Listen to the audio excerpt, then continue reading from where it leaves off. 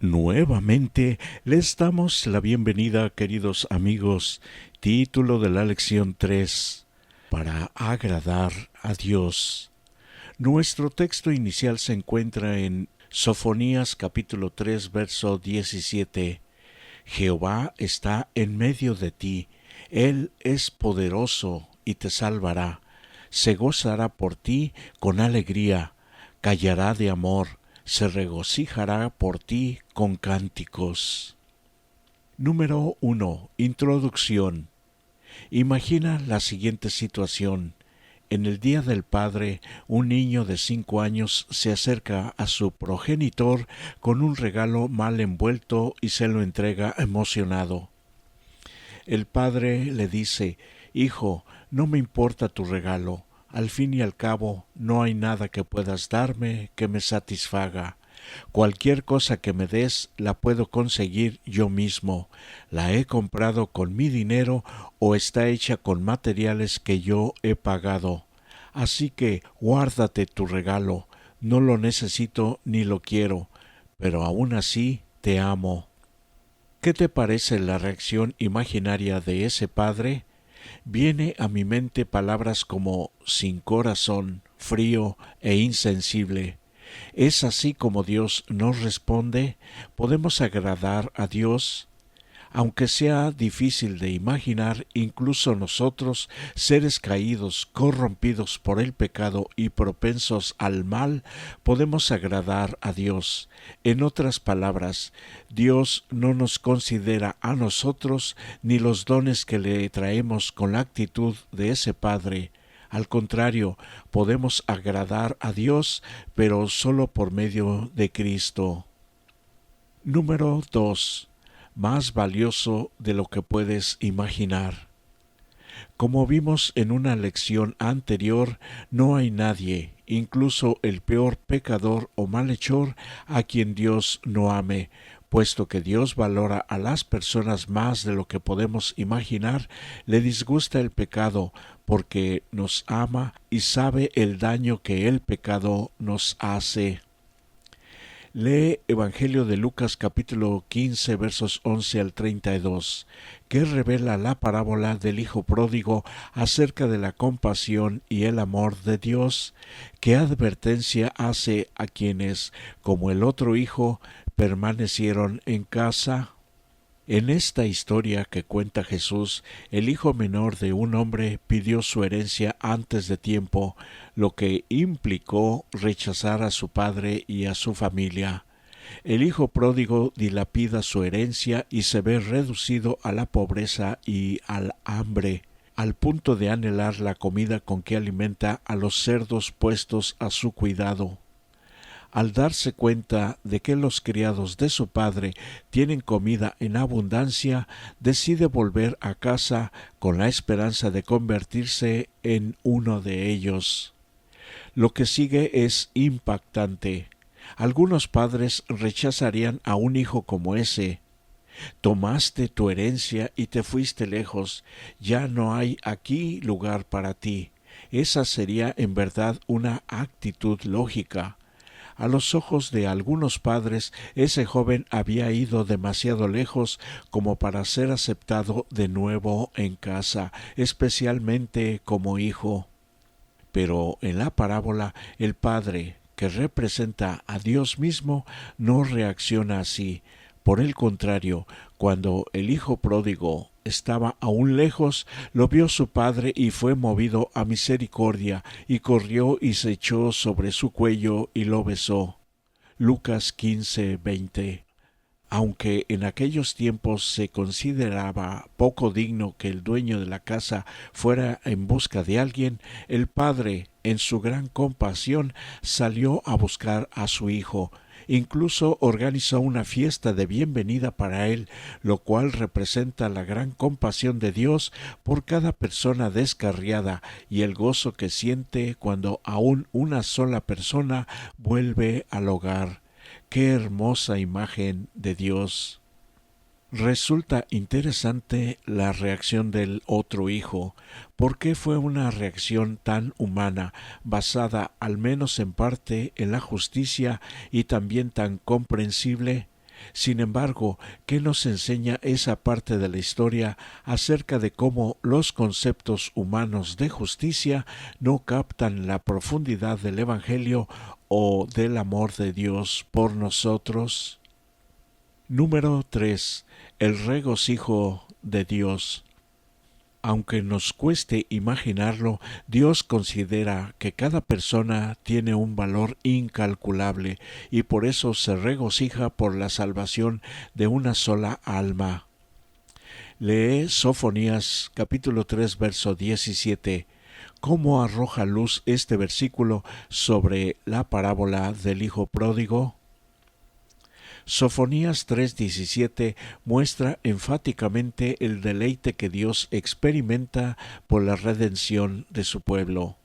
En este versículo aparecen casi todas las palabras del idioma hebreo que expresan alegría y regocijo. Daría la impresión de que ninguno de esos términos fuera suficiente por sí solo para describir la magnitud del regocijo divino. Nota también dónde está Dios, según este versículo, en medio de su pueblo. La reconciliación que surge de la relación de amor implica la presencia inmediata de Dios. Al igual que el Padre que corrió al encuentro de su Hijo, Dios está en medio de su pueblo. En Isaías capítulo 62 verso 4 se utiliza una analogía matrimonial. Según ese texto, el pueblo de Dios sería llamado Hefzibah, que significa mi delicia, y la tierra recibiría el nombre de Beula, que significa casada. ¿Por qué? Porque, como dice el texto, el Señor se deleita en ti y te reclamará como su esposa. El pináculo mismo de la alegría de Dios está reservado para el día de la restauración, cuando Él recibirá a su pueblo y se regocijará a causa de nosotros, así como el Padre se regocijó por el regreso de su Hijo pródigo. Lee Efesios capítulo 5 versos 25 al 28. ¿Qué dice esto acerca del tipo de amor que también nosotros estamos llamados a demostrar? Este pasaje exhorta a los esposos a amar a sus esposas como Cristo amó a la Iglesia y se entregó a sí mismo por ella, y al amarlas como a sus mismos cuerpos. Efesios 5, 25, 28. Estos textos no solo ponen de relieve el tipo de amor desinteresado y abnegado que un marido debe prodigar a su esposa, sino que también muestran que Dios mismo ama a su pueblo, la Iglesia, como parte de sí mismo. Número 4. ¿Complacer a Dios? ¿Cómo es posible que el Dios del universo se complazca en meros seres humanos, fugaces, manchas de protoplasma en un minúsculo planeta en medio de lo que probablemente sea un universo infinito? ¿Cómo es posible que los seres humanos importen tanto al Ser Supremo, que es todopoderoso y no necesita nada? Estas preguntas pueden dividirse en dos aspectos. En primer lugar, ¿cómo puede Dios mismo deleitarse? En segundo lugar, ¿cómo podemos los seres humanos deleitarlo, sobre todo en vista de nuestra pecaminosidad? El primer aspecto de estas preguntas es el tema de nuestro estudio de hoy. El segundo aspecto nos ocupará para la siguiente sección. Lee Isaías 43, verso 4, Salmo 149, verso 4 y Proverbios capítulo 15, versos 8 y 9. ¿Qué nos dicen estos textos acerca del deleite de Dios a causa de nosotros individualmente y de su pueblo? Como vimos parcialmente ayer, Dios puede complacerse en los seres humanos porque ama a las personas de una manera que tiene en cuenta los mejores intereses para ella, así como lo haría cualquiera que amara y se preocupara por los demás. Por el contrario, Dios se disgusta con su pueblo cuando éste hace lo malo. De hecho, Proverbios 15 versos 8 y 9 enseña que mientras que el sacrificio y el camino de los malvados son abominables para Jehová, la oración de los rectos es su gozo, y él ama al que sigue la justicia. Este pasaje no solo muestra que a Dios le disgusta el mal, sino también que se deleita en la bondad.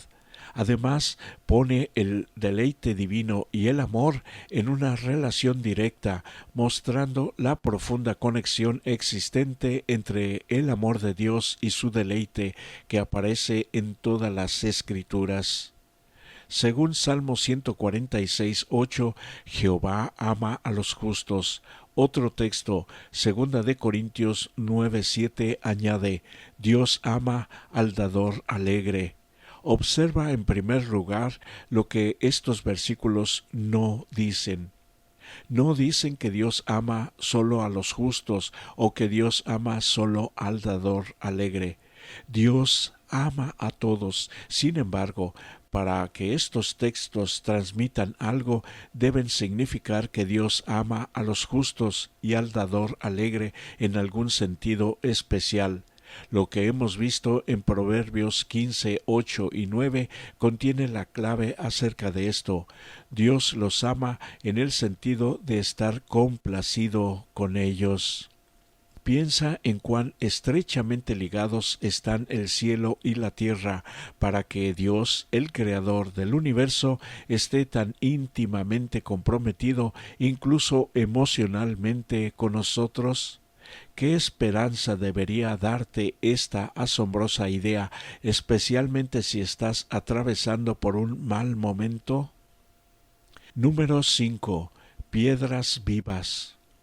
¿Cómo es posible que nosotros, seres caídos y pecadores, podamos agradar a un Dios santo? Lee Romanos capítulo 5 verso 8 y capítulo 8 verso 1. ¿Qué enseñan estos textos acerca de nuestra posición ante Dios? Dios concede su gracia a las personas antes de cualquier respuesta humana. Antes de cualquier cosa que digamos o hagamos, Dios se acerca a nosotros y nos da la oportunidad de aceptar o rechazar su amor. Como dice Romanos 5, pensar de que antes lo aceptemos o rechacemos, Él ya nos dio su gracia. Solo se acerca a nosotros a esperar nuestra respuesta. ¿Puedes imaginar todo esto? Como dice Romanos 5:8, Dios muestra su amor para con nosotros en que siendo aún pecadores, Cristo murió por nosotros. Compara con Jeremías 31:3. Podemos reconciliarnos con Dios y ser agradables a sus ojos por la fe y en virtud de la obra de nuestro Redentor, Jesucristo. Lee Primera de Pedro capítulo 2 versos 4 al 16 y compáralo con Hebreos capítulo 11 verso 6. ¿Qué nos dice esto acerca de cómo podemos agradar a Dios? Sin la intervención de Dios, las personas caídas son incapaces de aportar nada valioso a Dios. Sin embargo, en su gracia y misericordia, Él ha abierto un camino para ello a través de la obra de Cristo, concretamente por medio de Jesucristo. Podemos ofrecer sacrificios espirituales aceptables a Dios, de acuerdo a Primera de Pedro, capítulo 2, verso 5. Aunque sin fe es imposible agradar a Dios. Hebreos 11:6. Por la obra mediadora de Cristo, Dios hará a los creyentes aptos en todo lo bueno para hacer su voluntad, haciendo Él en nosotros lo que es agradable delante de Él por medio de Jesucristo, a quien sea la gloria por los siglos de los siglos. Amén. Hebreos 13:21. Quienes responden a Dios por la fe son considerados justos ante Él por la mediación de Cristo, cuya justicia es aceptable. Así, quienes responden a las amorosas propuestas de Dios son considerados dignos en virtud de la mediación de Cristo. Lucas 20:35. quien los transforma a su semejanza. Primera de Corintios 15 versos 51 al 57 y Primera de Juan capítulo 3 verso 2. La obra redentora de Dios no es sólo algo hecho para nosotros, sino también en nosotros. ¿Por qué es tan alentadora la idea de que Cristo medie por ti en el cielo? Número 6. Un objetivo digno.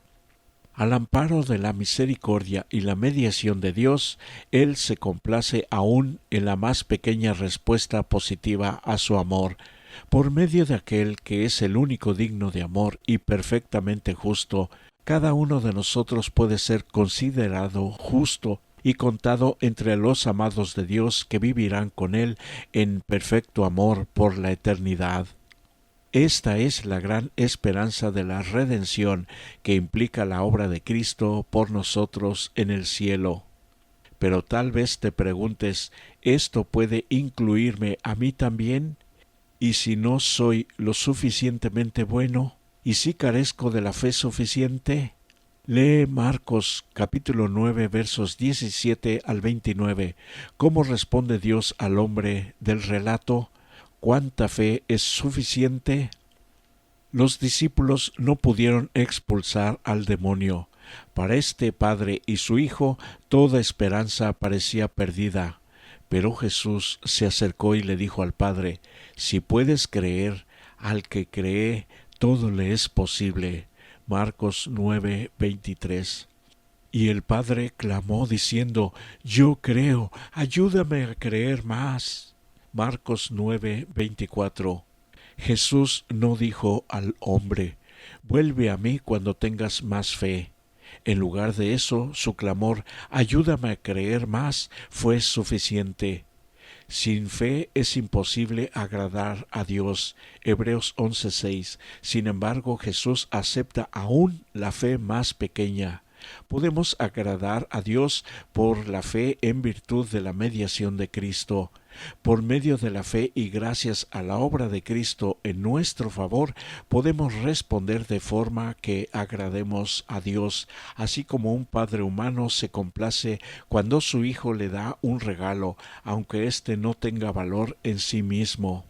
Por lo tanto, debemos seguir el consejo de Pablo de que nuestro objetivo sea agradar a Dios. Segunda de Corintios 5 versos 9 y 10 compara con Colosenses capítulo 1 verso 10 y Primera de Tesalonicenses capítulo 4 verso 1 y además Hebreos 11 verso 5. Además, debemos pedir a Dios que transforme nuestros intereses para que incluyan el bienestar de aquellos a quienes amamos y que expanda nuestro amor para que alcance a otros. Amémonos unos a otros con amor fraternal, respetémonos y mostremos gracia hacia los demás. Si algo demanda diligencia, no seamos perezosos, sirvamos al Señor con un espíritu ferviente, gocémonos con la esperanza, soportemos el sufrimiento, seamos constantes en la oración. Ayudemos a los hermanos necesitados, practiquemos la hospitalidad. Romanos capítulo 12 versos 10 al 13.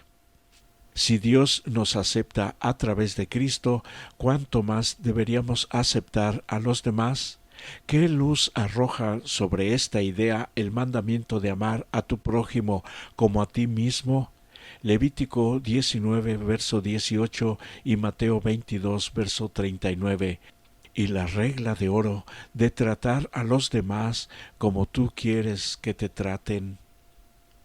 Número 7. Conclusión. Lee el capítulo titulado No se turbe vuestro corazón, páginas 633 a 650 de El deseado de todas las gentes, de Elena de White. El Señor se chasquea cuando su pueblo se tiene en estima demasiado baja. Desea que su heredad escogida, nosotros como su iglesia, como su pueblo, corporativa e individualmente, se estime según el valor que Él le ha atribuido. Dios quería a su iglesia. De lo contrario, no hubiera mandado a su Hijo a una empresa tan costosa para redimirla. Tiene empleo para ella y le agrada cuando le dirige las más elevadas demandas a fin de glorificar su nombre. Puede esperar grandes cosas si tiene fe en sus promesas.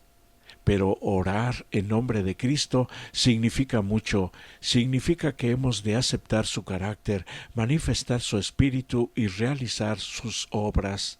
La promesa del Salvador se nos da bajo cierta condición. Si me amáis, dice, guardad mis mandamientos. Él salva a los hombres no en el pecado, sino del pecado, sino para separarlos del pecado, y los que le aman mostrarán su amor obedeciéndole. Toda verdadera obediencia proviene del corazón.